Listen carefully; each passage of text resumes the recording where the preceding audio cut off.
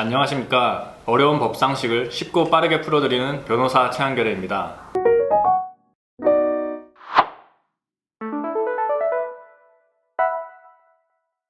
일단 퇴근길에 강남역 2호선 지하철 안에서 실수로 옆에 여자 엉덩이 치마 쪽에 손이 스쳤는데 이 일로 지하철 성추행 처벌에 해당한다고 합니다.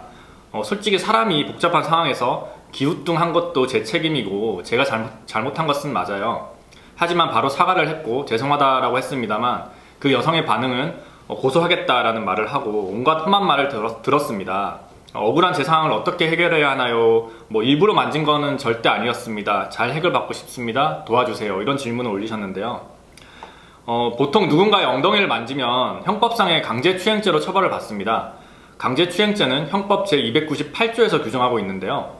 처벌 형량이 10년 이하의 징역이라고 해서 굉장히 셉니다. 보통 엉덩이를 한번 만지면 벌금 200만원에서 300만원 사이 정도가 나오는 것이 일반적입니다.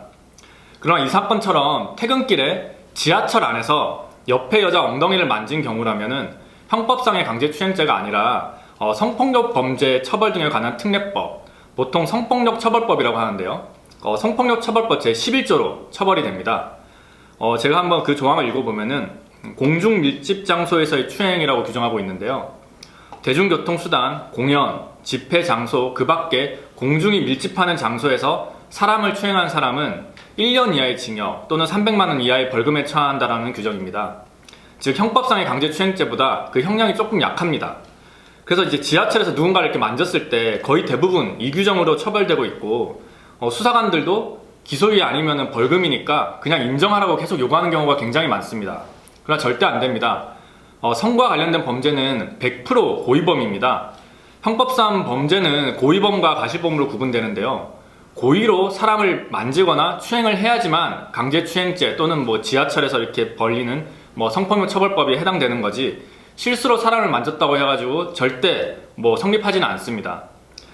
보통 이제 실수를 가장한 고의가 있을 수도 있겠습니다만 실수와 고의는 확연히 구분이 됩니다.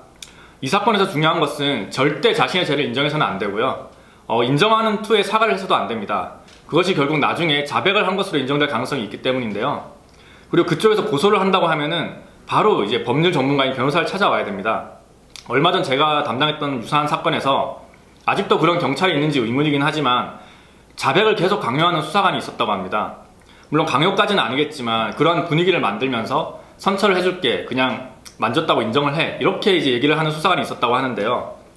수사기법이긴 하겠지만 대부분의 피의자들이 거기에 속아서 나중에 돌아올 수 없는 길을 건너게 되니까 일단 무조건 변호사를 선임하시는 것이 좋겠습니다. 일단은 이제 불법 그 카메라 촬영을 했다라고 일단 의심을 받아가지고 그 자리에서 이제 열어달라고 하는 경우에는 실제로 정말 촬영을 하지 않으신 분들이라면은 바로 열어주는 것이 훨씬 낫습니다. 괜히 경찰서로 따라가가지고 시간 낭비에 무슨 피곤하지 않습니까? 할 수 있습니다.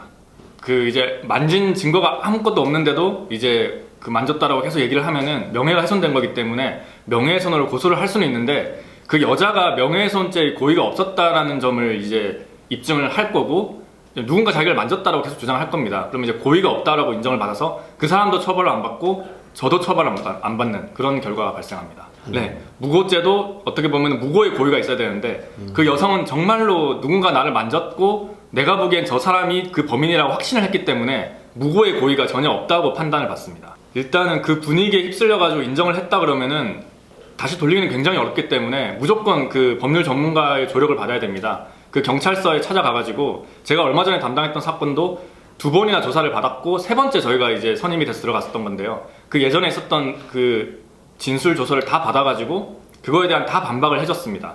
해주고 한 단계 한 단계씩 나아가면서 예전 거를 다 이제 내 진술이 거짓이었다는 걸 밝히면은 경찰에서 믿어주고 무혐의가 나옵니다.